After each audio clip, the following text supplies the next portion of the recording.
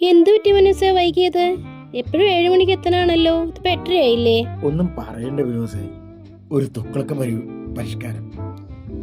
തുക്ലക്ക് പരിഷ്കാരമോ എന്ന് വെച്ചാല് മുഹമ്മദ് ബിൻ തുക്ലക്കിനെ തന്നെയാണോ മനസ്സുദ്ദേശിച്ചത്? അതെ, അദ്ദേഹത്തെ തന്നെയാണ്. 14-ാം നൂറ്റാണ്ടിൽ ഇന്ത്യ ഭരിച്ചിരുന്ന ഒരു ഭരണാധികാരിയായിരുന്നല്ലോ അദ്ദേഹം. അദ്ദേഹത്തിന്റെ പൂർണ്ണമായ പേരെന്ന് പറയുന്നത് സുൽത്താൻ അബ്ദുൽ മുജാഹിദ് മുഹമ്മദ് ഇബ്നു തുഗ്ലക്ക് എന്നാണ്. ഇദ്ദേഹത്തിന്റെ ചരിത്രം വല്ലതും അറിയാവോ? കുറച്ചൊക്കെ. ഈ ദൗലത്താബാദിലേക്ക് തലസ്ഥാനം മാറ്റിയ ഡൽഹിയിലെ സുൽത്താനല്ലേ ഒരു ബുദ്ധിമാനായ വിഡ്ഢി എന്നൊക്കെ പറയുന്ന? അതെ, അദ്ദേഹത്തിന്റെ പേര് പോലും അദ്ദേഹം 3 പ്രാവശ്യം മാറ്റിയിട്ടുള്ളതാണ്. പിന്നെ ഈ ദൗലത്താബാദ് എന്ന് പറയുന്ന തലസ്ഥാനത്തിന്റെ ആദ്യത്തെ പേര് ദേവനാഗിരി എന്നാണ്. അദ്ദേഹം മാറ്റിയതാണതും. അദ്ദേഹം അത്ര വലിയ മണ്ടനൊന്നും അല്ല കേട്ടോ.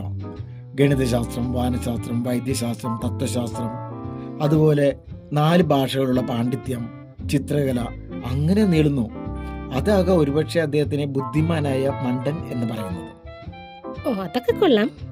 അപ്പൊ ഈ തുഗ്ലക്കിനെ വിളിച്ച് ഇവിടെ കൊണ്ടുവരേണ്ട കാര്യം? അതിനൊരു കാര്യമുണ്ട്. അതാണ് ഇന്ന് ഞാൻ താമസിച്ചതിന്റെ കാരണം. വിഡ്ഢിത്തങ്ങൾ നിറഞ്ഞതും പ്രായോഗികമല്ലാത്തതുമായ പിന്തിരിപ്പൻ ഭരണപരിഷ്കാരങ്ങൾ നടപ്പാക്കുന്നതിന് പൊതുവെ പറയുന്ന പേരാണ് തുഗ്ലക്ക് പരിഷ്കാരം എന്നത്. അതെവിടെയും നാം കേട്ടിട്ടുണ്ട്. പത്രങ്ങളിലായാലും മാധ്യമങ്ങളിലായാലും അതുപോലെ രാഷ്ട്രീയത്തിലായാലും അതൊക്കെ കേൾക്കാറുണ്ട്. അതുപോലെ പദ്ധതികൾ പലതും നമ്മൾ കാണാറുമുണ്ട്. നമ്മുടെ പദ്ധതികൾ നടപ്പാക്കുന്ന പലരും ബുദ്ധിമാന്മാരാകാം. തുഗ്ലക്കിനെ പോലെ ഒത്തിരി മണ്ടത്തരങ്ങളും അവരോടൊപ്പമുണ്ട്. അതൊക്കെ ശരി തന്നെ. ഇപ്പൊ ഇവിടത്തെ മണ്ടത്തരം എന്താന്ന് പറഞ്ഞില്ല. നമ്മുടെ ഈ അരൂർ തറവൂർ എലിവേറ്റഡ് ഹൈവേ പറ്റിയാണ് ഈ കാര്യം പറയേണ്ടി വന്നത്. അറിയാലോ, എന്തൊരു പുകലായിരുന്നു ഈ എലിവേറ്റഡ് ഹൈവേ തുടങ്ങുന്ന സമയത്ത്. എത്രയധികം വീരവാദങ്ങളായിരുന്നു. ആ സമയത്ത് റോഡ് മുഴുവൻ കുത്തിപ്പൊളിച്ച് മോശമാക്കി. യാത്രക്കാർക്ക് പോലും നടക്കാനില്ലാത്ത അവസ്ഥയായി. 2 വീലറുകാർ എപ്പോഴും വീഴ്ചയായിരുന്നു. അതായത് അത്രയധികം വീതിയില്ല. ഒരു പോയിന്റ് കടക്കാൻ മണിക്കൂറിലധികമായിരുന്നു അതിനുവേണ്ടി എടുത്തത്. അപ്പോഴൊക്കെ ഇവർ ആലോചിച്ചത് വരാനിരിക്കുന്ന പറുദീസയ്ക്ക് വേണ്ടിയിട്ടാണ്. അതായത് ഇനി വരുന്ന സ്വർഗത്തിന് വേണ്ടിയിട്ട്, അത് ഇനിയുള്ള യാത്രയ്ക്ക് വേണ്ടിയിട്ടാണ് അവരതെല്ലാം മനസ്സിലൊതുക്കിയതും എല്ലാം സഹിച്ചതും. നമ്മുടെ നാട്ടുകാർ പോലും ഏതാണ്ട് 60 പേരാണ് ഇതിനോട് ബന്ധപ്പെടുന്ന അപകടങ്ങളിൽ മരിച്ചത്. അതുപോലെ തന്നെ അവരുടെയും പണിക്കാരുടെയും അത്ര തന്നെ വരും. അത് കാരണം മറ്റൊന്നുമല്ല, ശരിയായ ഒരുക്കമില്ലാത്തത് കൊണ്ട് തന്നെയാണ് അപകടങ്ങളൊക്കെ സംഭവിച്ചത്. അതൊക്കെ എല്ലാവർക്കും അറിയുന്നതല്ലേ. അതായത് സഞ്ചാരയോഗ്യമായ റോഡുകളും അതോടൊപ്പം കൃത്യമായ പ്ലാനിങ്ങും ഉണ്ടായിരുന്നെങ്കിൽ അനുബന്ധ റോഡിലുള്ള തുകകളെല്ലാം എസ്റ്റിമേറ്റിൽ വകയിരുത്തിയതുമാണ്. അതെല്ലാം ശരിയായ രീതിയിലായിരുന്നെങ്കിൽ ഈ മരണങ്ങൾ ഒരിക്കലും സംഭവിക്കില്ലായിരുന്നു. അതുപോലെ ഈ അപകടങ്ങളും ദുരിതങ്ങളും. അല്ല, ഈ പറഞ്ഞു വരുന്നതേ ഇപ്പൊ ഇന്നും വൈകേണ്ട കാരണം?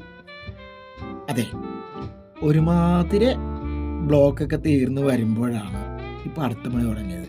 നമ്മുടെ ബൈപ്പാസ് ജംഗ്ഷനിലെ ബ്ലോക്കിന്റെ കാര്യമാണ് ഞാൻ പറഞ്ഞത്. അതൊരു വൈ ജംഗ്ഷൻ ആണല്ലോ.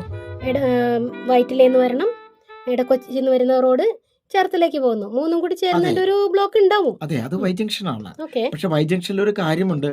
അത് കൃത്യമായ പ്ലാനിങ് ഉണ്ടായിരുന്നെങ്കിൽ അവർക്ക് കടന്നു പോകാമായിരുന്നു. അതായത് തോപ്പുംപടിയിൽ നിന്ന് വരുന്നവർക്ക് തെക്കോട്ടേക്കും കിഴക്കോട്ടേക്കും വടക്കോട്ടേക്കും അതുപോലെ തന്നെ തിരിച്ചും ചെയ്യാമായിരുന്നു. അപ്പോൾ കഴിഞ്ഞ ദിവസം, അതായത് ഞാൻ വരുമ്പോൾ 1 കിലോമീറ്ററുള്ള ദൂരമുള്ള കുമ്പളം പാലം കടക്കാൻ ഞാൻ 1.5 മണിക്കൂർ എടുത്ത്. അത് വെറും 2 വീലറിന്. പിന്നെ ഫുട്പാത്തിൽ കൂടി വളരെയധികം 2 വീലേഴ്സ് പോകുന്നുണ്ടായിരുന്നു. പക്ഷെ ഈ സർക്കാർ അല്ലെങ്കിൽ ഈ MD, നമ്മുടെ മോട്ടോർ വാഹന ഡിപ്പാർട്ട്മെന്റ് ഒന്ന് ചിന്തിച്ചു കഴിഞ്ഞിട്ടുണ്ടെങ്കിൽ അവരെല്ലാം കൊടുക്കാം. കാരണം ഫുട്പാത്തിൽ കൂടി സഞ്ചരിക്കുന്ന 2 വീലറിനെ പിടിക്കാനാണ്, അല്ലെങ്കിൽ എന്തെങ്കിലും നിയമവിരുദ്ധമായ എന്തെങ്കിലും കണ്ടുപിടിക്കാൻ അവിടെ ക്യാമറ ചെയ്യുന്നത്. അപ്പോൾ ക്യാമറ കണ്ണുകളിലൂടെയാണ് ഇവർ ഫുട്പാത്തിൽ കൂടി ബൈക്കിന് പോകുന്നത്. അവരെയൊക്കെ അതിൽ ക്ലിക്കായിട്ടുണ്ടെങ്കിൽ എത്രയധികം രൂപയായിരിക്കും സർക്കാരിന് ലഭിക്കുന്നത്? കോടിക്കണക്കിന് രൂപ അങ്ങനെയും കിട്ടും. പാവം 2 വീലറുകാർ. എന്തായാലും ഈ ബുദ്ധി എന്തായാലും ഇവർക്കറിയില്ല, സർക്കാരിന് അറിയാത്തതുകൊണ്ട് രക്ഷപ്പെട്ടു. അല്ല, ഇപ്പൊ വൈകേണ്ട കാരണം പിന്നെ പറഞ്ഞില്ല. അപ്പൊ തോപ്പുംപടിയിൽ നിന്നാണ് ഞാൻ ഇന്നലെ വന്നത്. അപ്പോൾ തോപ്പുംപടിയിൽ നിന്ന് വന്നപ്പോൾ എന്നെ അവരെന്ത് ചെയ്തു? തിരിച്ചു കറക്കി എന്ന് പറഞ്ഞിട്ടുണ്ടെങ്കിൽ തോപ്പുംപടിയിൽ നിന്ന് ഉള്ള റോഡ് ബൈപ്പാസ് ജംഗ്ഷനിൽ വരുമ്പോൾ 1 മിനിറ്റ് പോലും എടുക്കേണ്ട ചേർത്തലയിലേക്കുള്ള റോഡിലോട്ട് കയറാൻ. നമ്മുടെ റോഡിലേക്ക് നേരെ ഇങ്ങനെ വരും. ഒരു പാസേ ഉണ്ട്. അപ്പോൾ 1 മിനിറ്റ് പോലും എടുക്കില്ല, ഒരു 10 മീറ്റർ പോലും ദൂരമില്ല.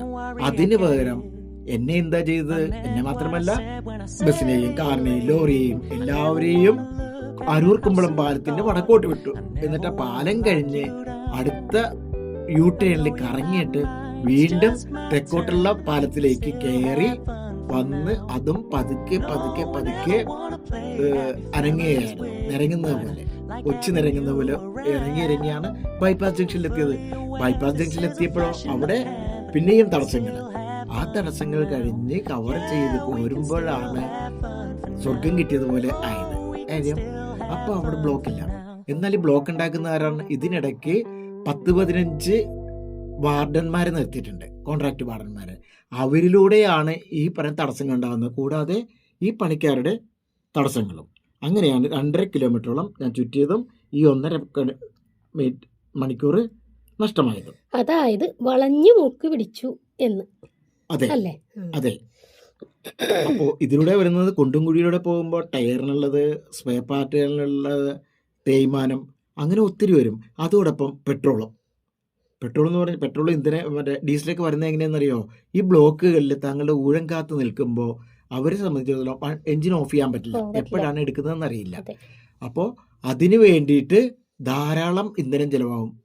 അങ്ങനെയാണ് ഈ പറഞ്ഞ ഹൈവേക്ക്, എലിവേറ്റഡ് ഹൈവേക്ക് ഉണ്ടാകുന്ന 1675 കോടി എസ്റ്റിമേറ്റ് ചെയ്തിരിക്കുന്നതിൻ്റെ ഇരട്ടി തുകയാണ് നാട്ടുകാരായ നമ്മളിൽ നിന്ന് ഇന്ധനത്തിന് നഷ്ടമായിട്ടും സ്പെയർ പാർട്ടുകൾ നഷ്ടമായിട്ടും അപകടങ്ങളായിട്ടും മരണങ്ങളായിട്ടും നഷ്ടപ്പെടുന്നത് എന്ന് പറയുകയാണ്. പിന്നെ ഇതിൽ ആംബുലൻസുകളും കുടുങ്ങാറുണ്ട്. ഒത്തിരി പേരുടെ 2 വീലർ ഓടിക്കുന്നവരുടെ ഷോൾഡറും ഹാൻഡിലും ഹാമറേജിലൂടെ പെയിനും പ്രശ്നങ്ങളും ഒക്കെ ആകാറുണ്ട്. ഈ ആംബുലൻസിലുള്ള ഒരു പ്രത്യേകതയുണ്ട്. ആംബുലൻസിന് കഴിയാവുന്ന അരൂർ പാലം കടന്നു പോകാൻ പറ്റില്ല. കാരണം അതിനു മുമ്പ് തന്നെ അന്ത്യശ്വാസം വലിക്കാനുള്ള അവസരം ഇവരായിട്ട് കൊടുക്കും. അപ്പോൾ ഇന്നത്തെ വിഷയം ഇവിടെ തീരുന്നു. അടുത്ത ദിവസം അടുത്ത വിഷയമായി വീണ്ടും കാണാം. ഇതിന്റെ തുടർ വിഷയമായി ഇനിയുണ്ട് എലിവേറ്റഡ് ഹൈവേയെ പറ്റി ഒത്തിരി കാര്യങ്ങൾ. അതിന്റെ ബാക്കി ഭാഗം അടുത്ത ദിവസം തരാം. Okay bye.